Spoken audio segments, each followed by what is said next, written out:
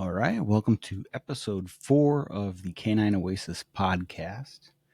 Um, this is exciting. We're getting it done.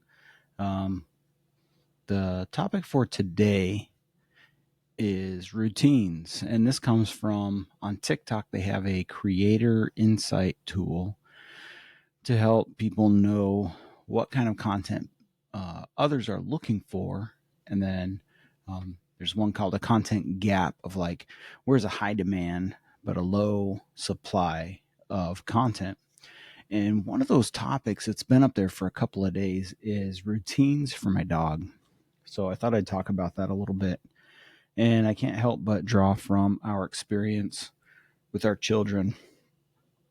It was very rare for us, from our kids being very little until teenagers, that if we went out to eat or went to an event or anything, that someone would come to us.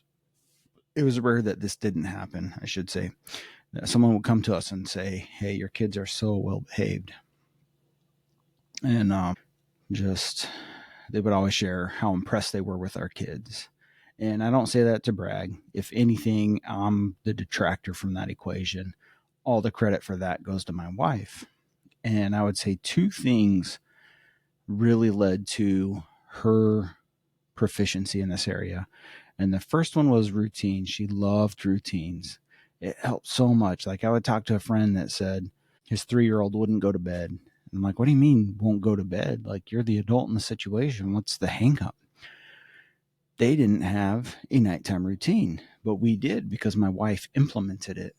So we would have, dinner, then baths, like a little bit of playtime. Then the kids would take baths, and then we would read bedtime stories and say prayers and go to bed. And so they always knew what to expect. And that is the number 2 thing that my wife was amazing at, is making sure the kids understood their expectations. So if we were on our way to a restaurant for dinner or a party at somebody's house or whatever, as we were getting close, she would stop and she would tell the kids, okay, what's expected here? And she would review the expected kind of behavior, give them a plan for what the time frame was. Would there be kids that they could play with?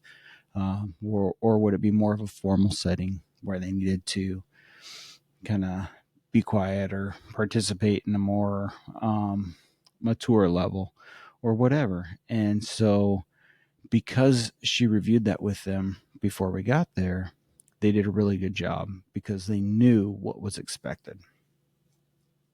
Routines help us know what is expected.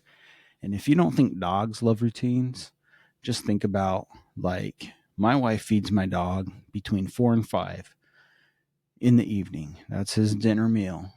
So something I've been doing lately is hand feeding him to try to work on our relationship and engagement. And so once 5 o'clock rolls around, he's walking up and looking at people like, okay, what's going on? Where's my food?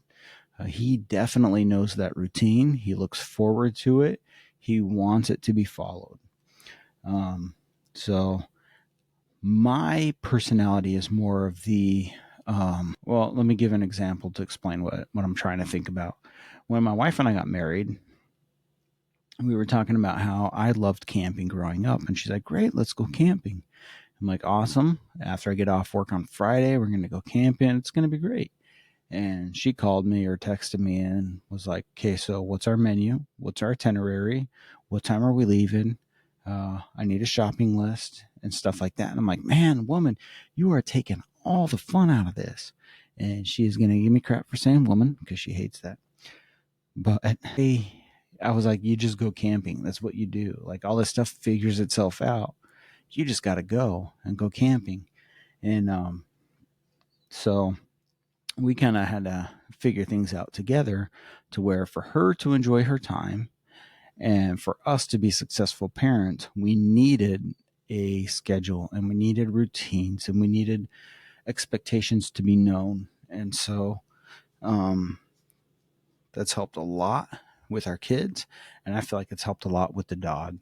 And it's funny, like some stuff that you don't even reinforce, they're going to learn on their own. One example, on Sundays, when I put on my Sunday shirt, my white shirt and a tie, Chongo puts himself in his crate. And I don't say anything. He just notices what I'm wearing.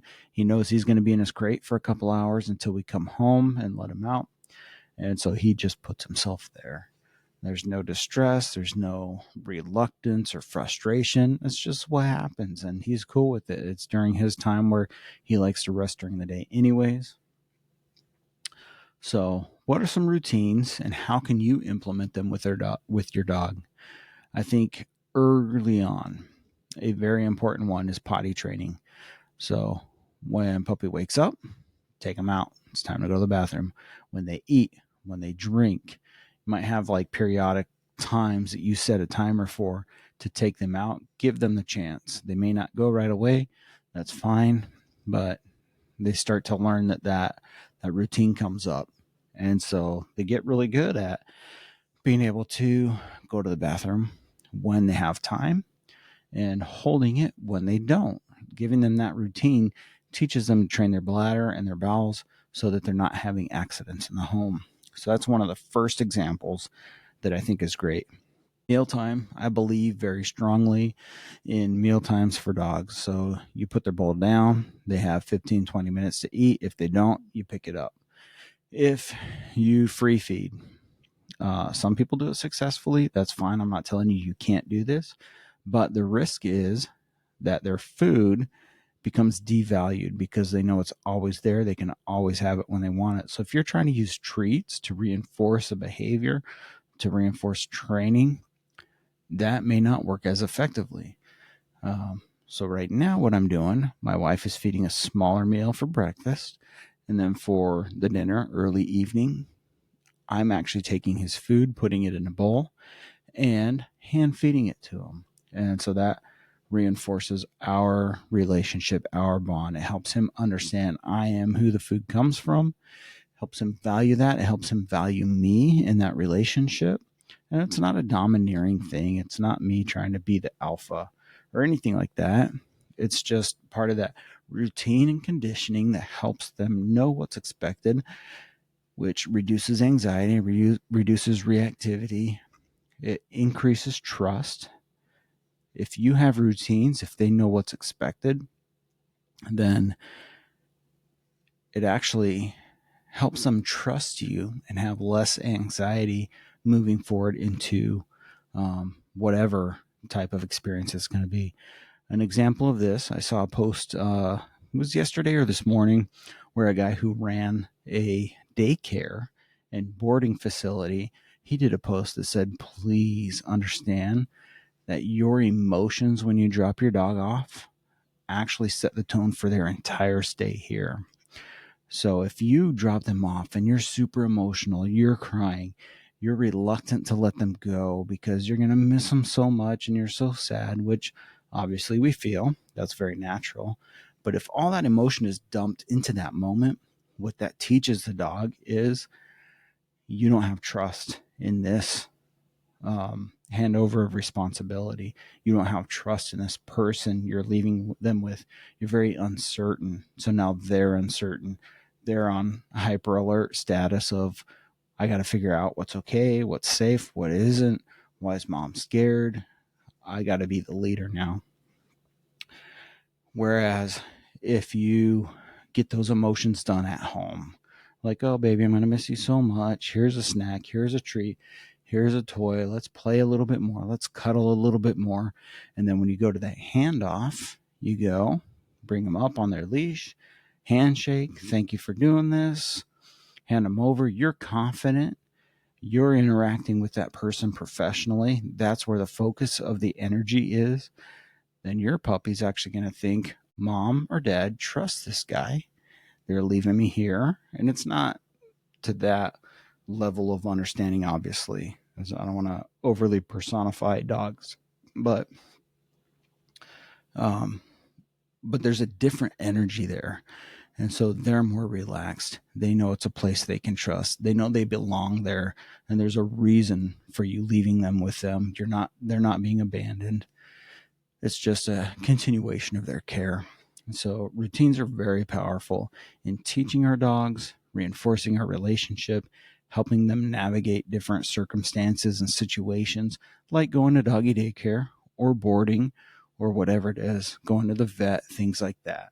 You communicate with your energy and your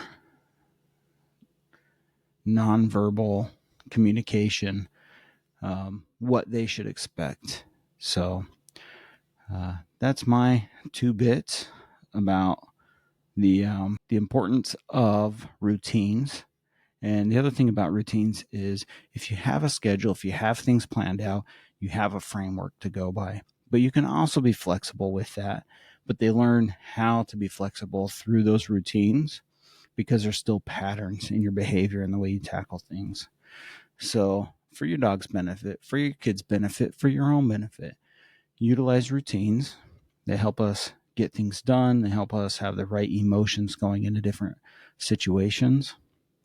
And it's powerful. It's great. It's been something that made us very successful parents in teaching our kids and helping our kids navigate things confidently. So I advise you to use that with your dogs. Figure out how you can do it. Sit down, set up a schedule.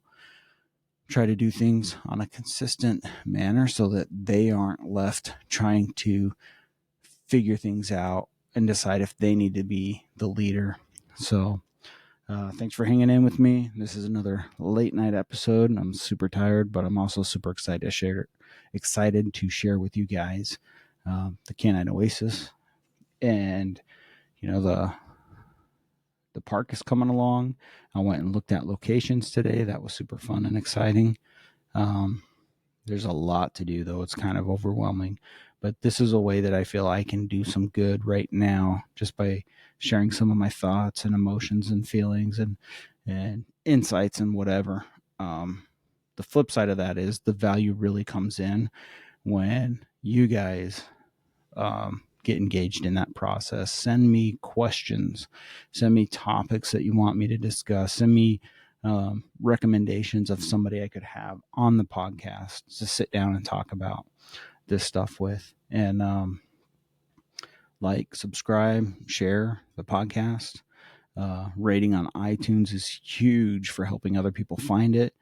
The very kind of unique thing, there's a lot of dog podcasts out there about working dogs and protection work, running businesses, or how to have a successful daycare or boarding facility or grooming facility, things like that. There's a lot of content out like that.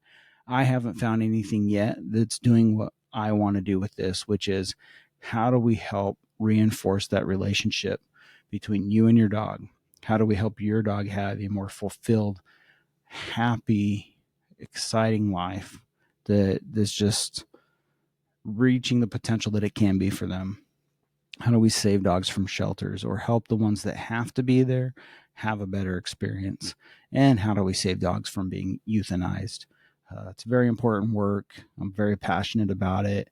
It's exciting. I'm glad to be able to get over some of my fears and inhibitions in doing this and coming to you with a podcast. So I hope it's bringing value to you. If there's something I'm doing horrifically wrong or you'd like to see differently from me, please send me a message. Jonathan, JONATHAN at DTHEK9, and that's spelled out CANINE, oasis.com.